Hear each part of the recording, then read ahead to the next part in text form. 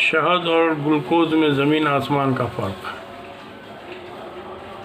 कुरान करीम का भी के हिसाब से फ़ी शिफ़ाउल लिन्नास माने शहद के बारे में कहा गया कि इसमें इंसानियत के लिए शिफा है, सिर्फ मुसलमान के लिए नहीं, इंसानियत के लिए शिफा का दावा किया गया है।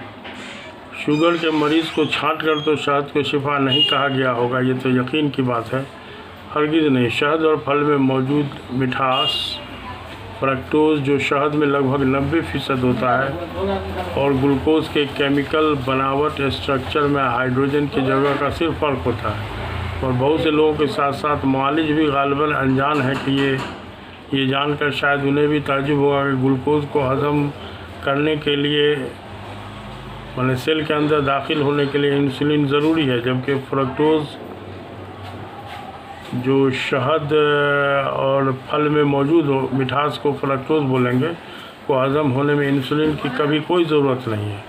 इसलिए शहद को पहले से हज़म शुदा यानी प्री डाइजेस्टेड ग़ज़ा कहा जा सकता है। इस हकीकत से अनजान मुआलिज लोग शुगर के मरीज़ों को फलों के साथ साथ शहद की आफादियत से भी महरूम रखते हैं, जबकि एक हकीकत है कि रोटी खाने से किसी भी डायबिटिक पेशेंट को कोई डॉक्टर नहीं मना करता। लेकिन अगर वही मरीज़ पूछ ले कि सेब हम खाएंगे, तो मरीज़ डर से उनको सेब डॉक्टर मना कर देगा कि नहीं खाइए, नुकसान करेगा। इसको हम जहालत ही कह सकते हैं। आप अगर बदकिस्मती से शुगर के मरीज़ हो तो आपके घर के छोटे छोटे बच्चे भी आपको चावल, आलू और चीनी, चाय के इस्तेमाल से रोकेंगे। मतलब इतना जागरूक हो गया है लोग। इस तरह से शुगर का मरीज़ ही बीमारी के बढ़ जाने के खौफ से अपने मालिज के मशवरा के मुताबिक 100% नहीं तो 90% ज़रूर परहेज़ करने के लिए मजबूर होता है। अगर ऐसा परहेज़ करते हुए भी आपको ज़िंदगी भर के लिए शुगर का मरीज़ बने रहने के लिए मजबूर होना पड़े, तो ज़रूर परहेज़ ही में बहुत बड़ा कोई फॉल्ट है। गलत परहेज़ के वजह कर ही साथ में एलोपैथी के ज़रिए लाइलाज का फतवा लग जाने की वजह कर शुगर के मरीज़ को कामयाब इलाज से हमेशा के लिए मायूसी पैदा हो जाती है, जबकि और इस मायूसी को ख़त्म करने के लिए भी एक मेहनत करना पड़ता है। इस्लाम के हिसाब से मायूसी कुफ्र है और कोई भी बीमारी लाइलाज नहीं है। सिर्फ खान पान और रहन सहन को सही करके यानी लाइफ स्टाइल को सही करके साथ में जड़ी बूटियों के कुदरती शक्ल में इस्तेमाल के ज़रिए पूरे जिस्मानी निज़ाम पर ध्यान देते हुए शुगर का ही नहीं बल्कि बहुत सारे लाइलाज समझे जाने वाली बीमारियों का कामयाब इलाज बहुत आसान है। डायबिटीज़ यानी शुगर तो सिर्फ हाजमा का मर्ज़ है ही, इसलिए इसके लिए खून के तितास या मिठास पर ध्यान न देकर मर्ज़ के असल वजह पर ध्यान देने की ज़रूरत है। यानी मरीज़ थोड़ा सा भूख से थोड़ा कम खाना खाए, रात में सोने नहीं मतलब सूरज डूबने से 2 घंटा के अंदर में रात का खाना खा ले और मिनिमम 5-7 किलोमीटर जो है रोज़ाना झटक के चलने का मामूल बना ले। अगर कि घर की औरत है तो उनको बताते हैं कि आप छत पे जाइए और बेज़रूरत का दिन भर में 4-5 बार ऊपर जाइए फिर नीचे आइए। एक तरह से आपका ये एक्सरसाइज घर के अंदर हो जाएगा। तो इस तरह का अगर ध्यान दिया जाए और तरीके से इलाज किया जाए तो गारंटी है कि डायबिटीज़ कभी लाइलाज मर्ज़ नहीं है। हाँ, शहद के बारे में एक बात है, हमारा तजुर्बा कि कुछ मरीज़ को शुरू में शहद नुकसान होता हुआ मालूम होता है, तो ये शहद नुकसान नहीं करता है, शहद का खौफ, नुकसान का डर नुकसान करता है। क्योंकि सारी दुनिया में मशहूर है कि शहद बहुत मीठा चीज़ है और डायबिटिक पेशेंट को नुकसान करेगा। इस लाइन में हकीम, वैद्य, बड़े बड़े डॉक्टर लोग भी इसी लाइन में खड़े हैं। इसलिए मरीज़ को जब तक के पूरा यकीन वाला मामला नहीं पैदा हो जाता है तो हम शहद नहीं बगैर शहद का दवा खिलवाते हैं।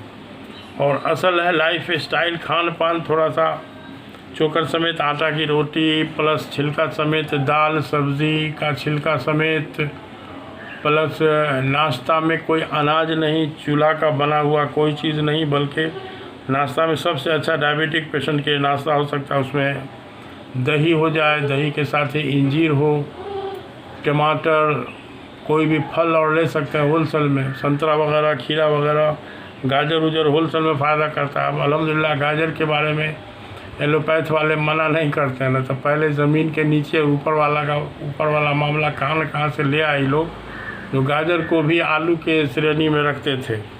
लेकिन अभी कुछ दिन पहले के रिसर्च में ये पता चला कि गाजर में ग्लाइकोकाइनेज नाम का एक एंजाइम है जो इंसुलिन के सिक्रीशन में मदद करता है। तो चलिए डायबिटीज़ में फ़ायदा करेगा, इसलिए लोगों ने अब गाजर का जूस पीने का अलाउ कर दिया। मगर हमारा सवाल है कि गाजर को चबा के खा लीजिए, उसका जूस तो आपके पेट में जाएगा ही, चबा के खाने के बाद उसका जो फाइबर जो रेशा जो है वो भी फ़ायदा करेगा, कब्ज़ दूर करेगा, बहुत सारा विटामिन ए उसमें मिल जाएगा आपको। तो मसला ये है कि नेचुरल फॉर्म में कोई चीज़ को लिया जाए, ज़्यादा उसमें अकल और बुद्धि अपनी न लगाई जाए। अब मेडिकल साइंस वाले से भी एक रिक्वेस्ट है कि थोड़ा सा अगल बगल में देखा जाए।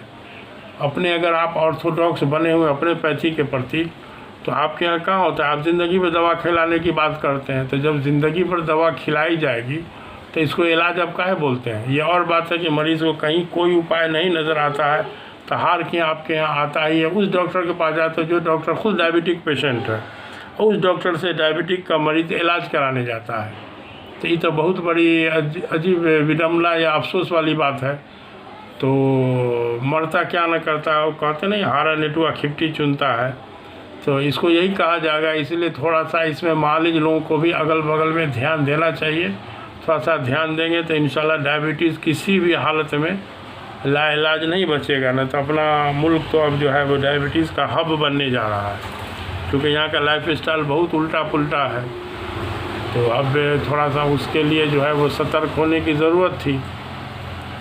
तो ठीक है, फिर